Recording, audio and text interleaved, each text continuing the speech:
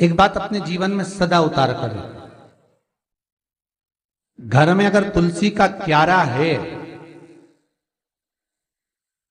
तो तुलसी महारानी हमें ये बता देती है कि हमारे घर में सुख आने वाला है कि दुख आने वाला। जैसे शनि अपना प्रकोप दे रहा है या शनि उतर रहा है, ये किसी से पूछने की जरूरत नहीं पड़ती, अपने आप मालूम पड़ जाता। कैसे? शनि कथा अगर आपने सुनी हो तो उसमें व्याख्यान आता है शनि कथा में, पांव की चप्पल बार बार टूट रही हो,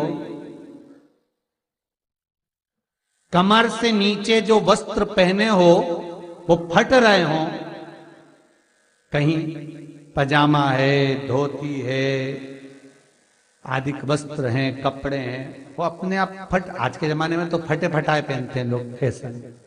उसकी गारंटी नहीं है, उसका हम वर्णन नहीं कर रहा। हम जब पहनते हम समझ जाते हैं इसको शनि तो ऑलरेडी लगा ही हुआ।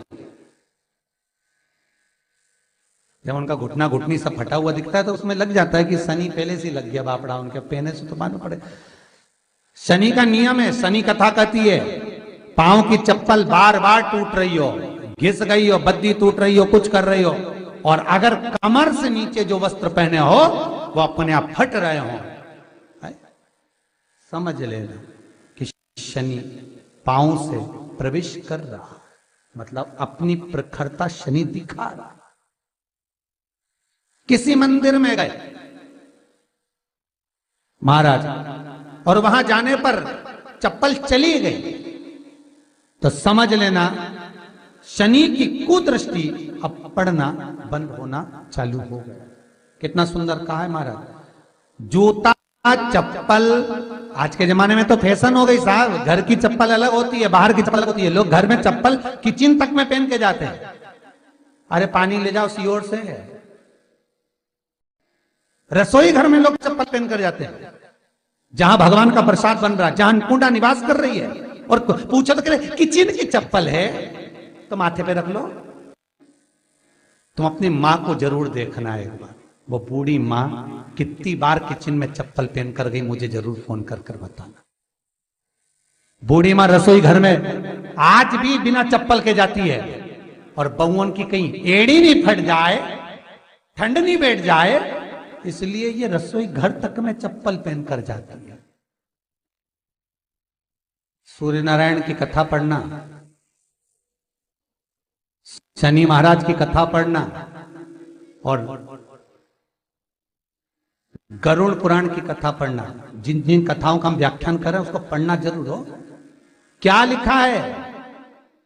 घर के अंदर जब चप्पल जाती है, रोग, बीमारी, कष्ट, तकलीफ चालू हो जाती है। तुमने चप्पल क्यों पहनी? ठंड नहीं बैठ जाए, रोग नहीं बैठ जाए। घर के अंदर उतना बढ़ गया, एक कालीन बिछा दो, एक दरी बिछा दो, मोटा आसन बिछा दो, जिस पर तुम चल लो। जरूरी है कि कई कई लोगों को तो हमने ये भी देखा कि कालीन पर भी चप्पल पहन के चलते, और ब्राह्मणों को भोजन परोस रहा है, गुरुजन को भोजन परोस रहा है, ठाकुर जी की थाली बना रहा है, ठाकुर जी का थाल लगा रहा है, तो भी चप्पल है पांव में। तेरा क्या होगा रे कालिया, क्या होगा? विचार तो करो। देह पड़ी रे जाए यहीं पर, फिर कुंडल और नगीना, क्या हरि नाम नहीं तो जीना। अभी भी सुधर जाओ रे, अभी भी सुधर जाओ, नहीं सुधरो तो सिधर जाओ रे, या तो सुधरो नहीं तो सिद्धरो, थोड़ा सुधरो।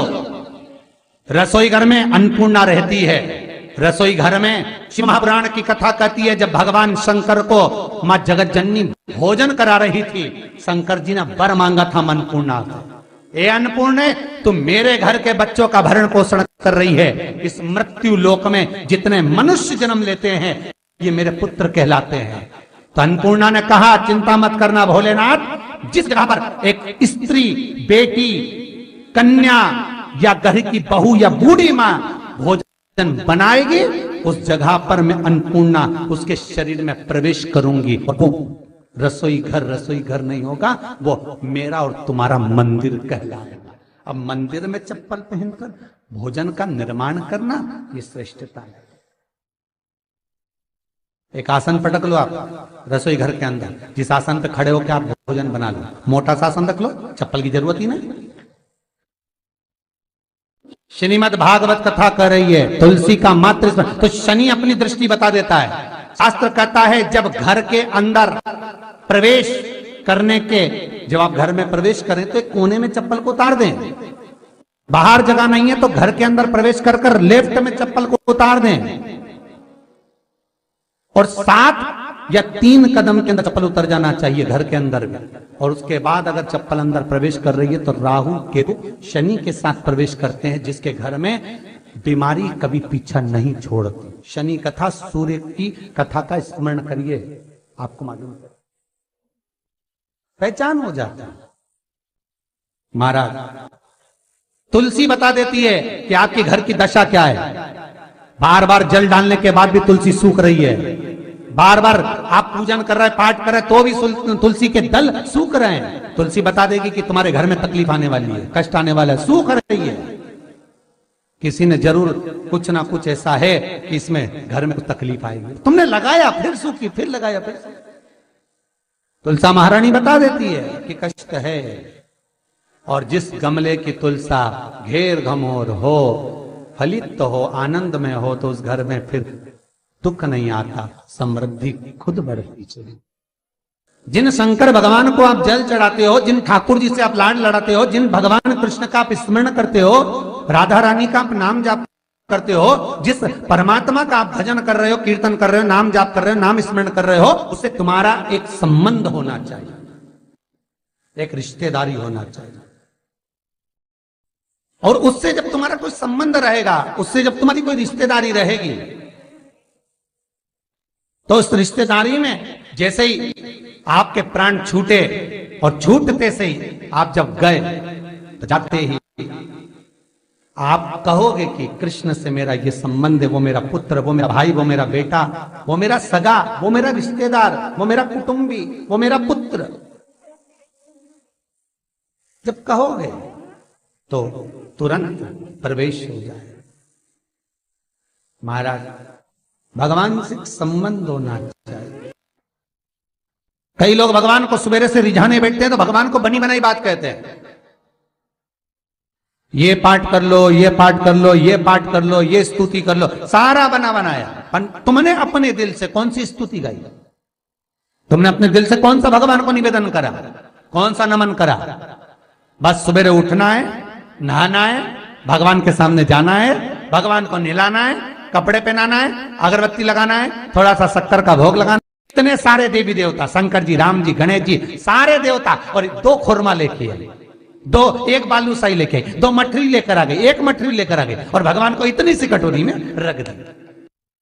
अब बोले, कई लोगों से पूछा, इतनी सी कटोरी में 1 मठरी, 1 खुरमा, और रोज मठरी खुरमा एक साथ नहीं रखती। वो तो आज दिन मठरी का भोग लगा दिया, कल खुरमे का लगाई, परसों गुजिया का, परसों पपड़िया का, कोई डब्बे में भरे भराए रखे, रख दिया। और 1 लड्डू रोज लगा देगी, इतना बड़ा। तो पूछा, इतना सा लड्डू और इतने सारे भगवान कैसे खाते होंगे? तो क्या भाव से। तो हमने कहा तुम भगवान को क्यों? बहुत दुख है गुरु जी, बहुत